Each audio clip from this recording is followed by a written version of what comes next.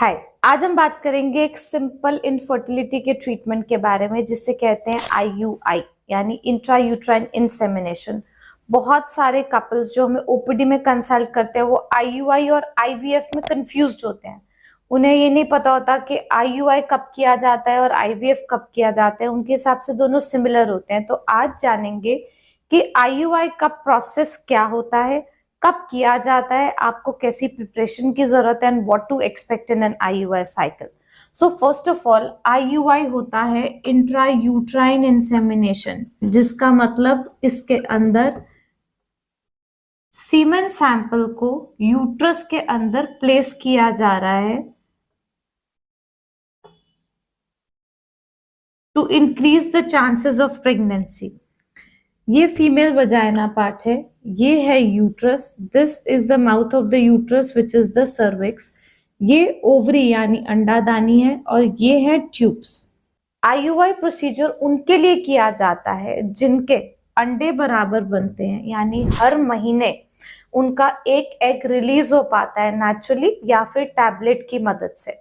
सो अंडे बनना जरूरी है। सेकेंड चीज, जिनकी ट्यूब्स खुली हो, क्योंकि अंडा जब बनेगा वो यहां से रिलीज होके ट्यूब में वेट करेगा स्पर्म का। तीसरा, जिनके शुक्राणु स्पर्म्स की मात्रा कट ऑफ लेवल से ऊपर हो आईयूआई के। आईयूआई का कट ऑफ लेवल होता है टीएमसी मोर देन 5 मिलियन। इसका मतलब आपके सीमेन सैंपल में मान लीजिए अगर 50 मिलियन स्पर्म है और उनकी मोटिलिटी भी 50% है तो करीब टीएमसी हो गया 25, यानी 50% of 50 million sperm is 25 million motile sperms. So अगर टीएमसी 5 मिलियन से ज्यादा होती है, कुछ सैंपल्स हम देखते हैं जिसके अंदर 15 मिलियन का स्पर्म काउंट होता है और करीब 30% की मोटिलिटी है, तो इसका मतलब हमारा टीएमसी हो गया इस केस में 5 मिलियन। तो ये TMC is the cut off जिसपे इस सैंपल में भी आईयूआई किया जा सकता है। तो माइल्ड मेल फैक्टर जिसमें या काउंट थोड़ा कम है या मोटिलिटी थोड़ी कम है, उसमें आईयूआई कर सकते हैं। तो ये तीनों चीजें अगर सटीक है तब इन पेशेंट्स को आईयूआई इंट्रायूट्राइन इंसेमिनेशन के लिए जाना चाहिए। अगर वो नेचुरली ट्राई करते हुए उन्हें 1 साल से ज्यादा हो चुका है और कोई प्रॉब्लम नहीं आई है, अगर एग बनाने की वो दवाई ले रहे हैं, ओवुलेशन इंडक्शन कहते हैं जिसे, और उसे लेते हुए भी 6 महीने से ज्यादा हो चुके हैं तब, अगर सीमेन सैंपल में डिक्लाइन है तब, अगर सीमेन सैंपल में निल स्पर्म्स हैं, एजोस्पर्मिया है, तो बाहर से अगर डोनर सीमेन लेना है उसके अंदर आईयूआई के लिए जाना चाहिए। और अगर किसी कपल को किसी तरीके का एचआईवी एचबीएस टाइप का इन्फेक्शन है तो उसमें वॉशिंग के माध्यम से हम इन्फेक्शन के ट्रांसमिशन को कम कर सकते हैं। इसके अलावा अगर आप जल्दी प्रेगनेंसी चाहते हैं, एज ज्यादा है जैसे कि 35 से ऊपर है, एंडोमेट्रियोसिस है, नेचुरली ट्राई करते हुए 3-4 महीने हो गए, तब भी आप आईयूआई को ऑप्ट कर सकते हैं। जिनका एएमएच कम है, उनकी एज भी कम है, तो वो नेचुरली अगर ट्राई करने से साथ साथ अगर आईयूआई के द्वारा कंबाइन करेंगे तो प्रेगनेंसी रेट बेटर हो सकते हैं। लो एमएच की वीडियो में हमने बात किया है। लो एमएच मतलब सीधा आईवीएफ के लिए जाना नहीं होता है। It is only to emphasize that you should plan pregnancy soon, whether naturally और उसको आईयूआई के साथ कंबाइन करके। अब आईयूआई के प्रोसीजर में किया क्या जाता है?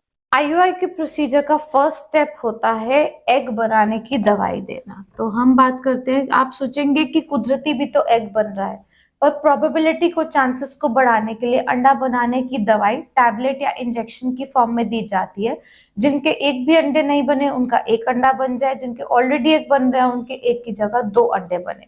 तो उसके लिए पीरियड के दूसरे तीसरे दिन किया जाता है अल्ट्रासाउंड। इसमें देखा जाएगा आपकी अंडा बनाने की क्षमता, छोटे छोटे फॉलिकल्स कितने दिख रहे हैं, कोई पिछली साइकिल का सिस्ट तो नहीं है और बच्चादानी की परत अच्छे से झड़ गई है या नहीं। अगर ये सब कुछ ठीक रहता है तो 5 दिन की टैबलेट या फिर इंजेक्शन या टैबलेट और इंजेक्शन का कॉम्बिनेशन, इसको देने के बाद नेक्स्ट अल्ट्रासाउंड किया जाता है डे 9 डे 10 के अराउंड, और उसको हम कहते हैं फॉलिकल मॉनिटरिंग। हमने वीडियो बनाया हुआ है एक फॉलिकल मॉनिटरिंग के बारे में, जिसमें हम देख रहे होते हैं ये जो फॉलिकल्स छोटे छोटे सेकेंड डे पे दिख रहे थे उनकी कैसी बढ़त हो रही है। फॉलिकल का साइज 10वें दिन के अराउंड हमारा 12 mm को क्रॉस कर जाना चाहिए। लाइनिंग जो है एंडोमेट्रियल थिकनेस 5 mm हो जानी चाहिए। और अब ये जो फॉलिकल लीड ले चुके हैं, चाहे वो 1 हो, चाहे 2 हो, चाहे 3 हो, उनको हम आगे उनकी ग्रोथ देखते हैं, बढ़त को मॉनिटर करते हैं। ऑल्टरनेट डे या डेली बेसिस डिपेंडिंग अपॉन क्या फॉलिकल का साइज है अल्ट्रासाउंड किया जाता है। जब हमारा फॉलिकल का साइज 18 to 20 mm के करीब पहुंच जाता है, उसका जो आकार प्रकार है सर्कुलर होता है, ब्लड फ्लोज हमारे अल्ट्रासाउंड में ठीक आ रहे होते हैं, और यूट्रस की जो लाइनिंग है वो 7 mm से ज्यादा हो जाती है, उस दिन हम डिसाइड करते हैं कि हमें एक्चुअली ट्रिगर इंजेक्शन कब लगाना है। अगर ट्रिगर इंजेक्शन की बात करें तो ये हेल्प करता है बॉडी में ओवुलेशन होने में, यानी अंडादानी से अंडे के रिलीज को होने में, फॉलिकल के रप्चर होने में, तो ये इंजेक्शन लगाया जाता है।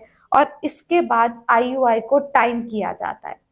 बहुत लोग पूछते हैं कि इंजेक्शन लेना जरूरी है क्या, तो इंजेक्शन हेल्प करेगा, एक तो ओवुलेशन पक्का पक्का हो जाए इसमें, सेकंड शुरू के 7-8 दिनों के प्रेगनेंसी सपोर्ट में, क्योंकि ये हार्मोन रिलीज ऐसे कराता है कि जो प्रेगनेंसी हो रही हो तो उसको मदद करता है होने में, और तीसरा आईयूआई के टाइमिंग को बहुत अच्छे से ये प्रिसाइज करने में हमें मदद कर सकता है।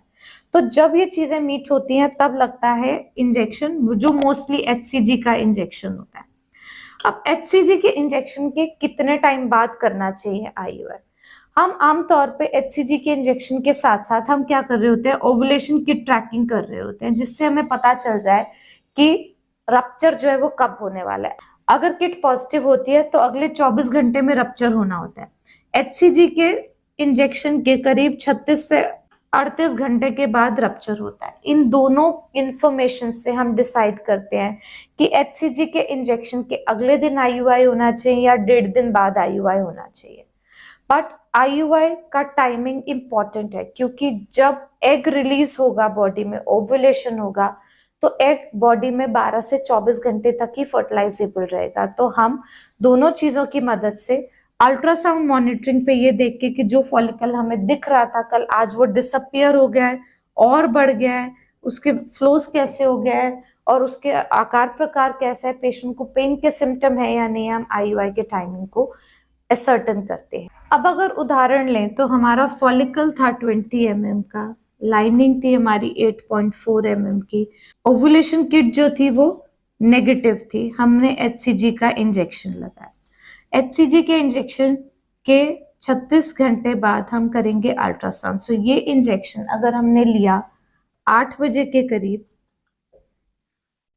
On a Wednesday, so Friday morning will be the day for IUI.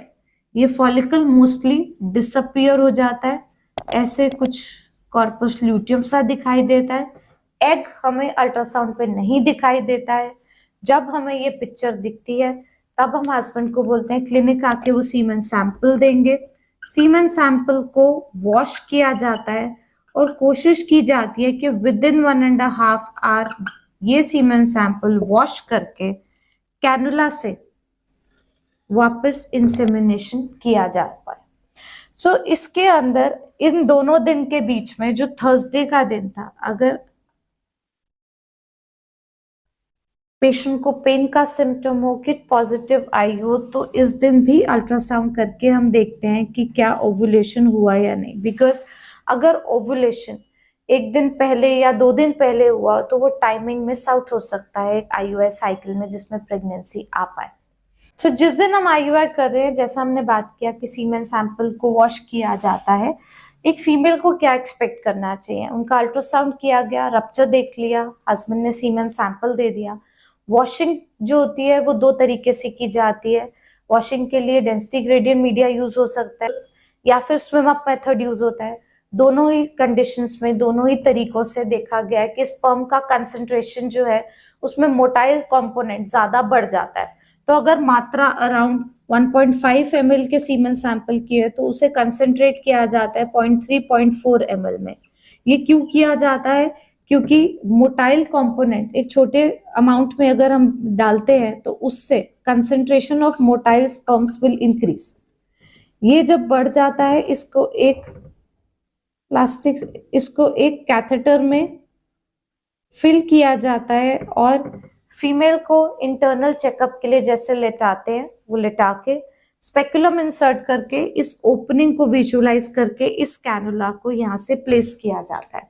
ये प्लेसमेंट सर्विक्स के जस्ट बियॉन्ड किया जाता है और ऐसा नहीं है कि अगर आईयूआई किया गया है तो वो स्पर्म हमें अल्ट्रासाउंड पे जाते हुए दिखेंगे या फिर अगर हमने सीमेन सैंपल या वॉश करके डाला है तो पक्का पक्का से कोई ना कोई स्पर्म जाके एग को फ्यूज करता है। नहीं, हम जब इसको यहाँ पे प्लेस करते हैं उसके बाद बाकी सारा प्रोसेस जो नेचुरली हो रहा होता है कि इनमें से मोटाइल स्पर्म, क्योंकि अब यहाँ पे मोटाइल स्पर्म की मात्रा ज्यादा है एज कंपेयर टू यहाँ, तो ये रास्ता छोटा हो गया, मोटाइल स्पर्म यहाँ पे कंसेंट्रेट हो गए, टाइमिंग बेटर होगी तो स्पर्म यहाँ से जो एग की तरफ जाएंगे जब वो रिलीज हुआ है उसको फ्यूज करने की प्रोबेबिलिटी बढ़ जाएगी, आपके प्रेगनेंसी के चांसेस बेटर हो जाएंगे जो अराउंड 20% तक हो सकते हैं पर आईयूआई साइकिल। सो प्रेगनेंसी इस दिन नहीं एस्टैब्लिश होती है। कुछ लोग सोचते हैं कि आईयूआई के बाद बेड रेस्ट करना चाहिए 2 दिन, ऐसा नहीं है। ये प्रोसेस हुआ और इसके बाद एम्ब्रियो बन गया, उसकी 4 दिन ग्रोथ हुई और 5वें दिन जाके वो अटैच होता है for pregnancy to establish. So if IUI is going to be successful at least around 6 days बाद प्रेगनेंसी एस्टैब्लिश होती है और उसके करीब 10 दिन बाद आप कर सकते हैं प्रेगनेंसी टेस्ट। सो करीब 2 हफ्ते बाद on an average of an IUI procedure आप प्रेगनेंसी टेस्ट करके देख सकते हैं कि प्रेगनेंसी हुई है या नहीं। और इस दौरान आईयूआई के बाद आपको कुछ सपोर्टिव ट्रीटमेंट दिया जाता है टैबलेट्स या कैप्सूल्स या जेल्स की फॉर्म में, जो हेल्प करता है प्रेगनेंसी एस्टैब्लिश होने में by increasing the normal pregnancy hormone supportive levels. जैसे कि एग जब रप्चर हुआ तो बॉडी में कुदरती रूप से भी प्रोजेस्टेरॉन बनता है, बट उसके लेवल्स को एनहांस करते हैं, बाहर से मेडिसिन देते हैं। उससे देखा गया है कि जिन लोगों में मामूली छोटी मोटी हार्मोनल डिस्टर्बेंस भी होती है तो उसके लेवल्स बढ़ाने से, प्रोजेस्टेरॉन के सपोर्ट से प्रेगनेंसी जो है वो एस्टैब्लिश हो सकती है। So this is how the IUI procedure is done. And IUI एक सिंपल ट्रीटमेंट है, बट ये जरूरी नहीं है कि सबके लिए ये एप्लीकेबल हो। ट्यूब्स और सीमेन बहुत ज्यादा डिसाइड करते हैं कि आईयूआई के लिए जाना चाहिए या नहीं। If you want to consult us online, our numbers are available. We would be happy to answer your queries.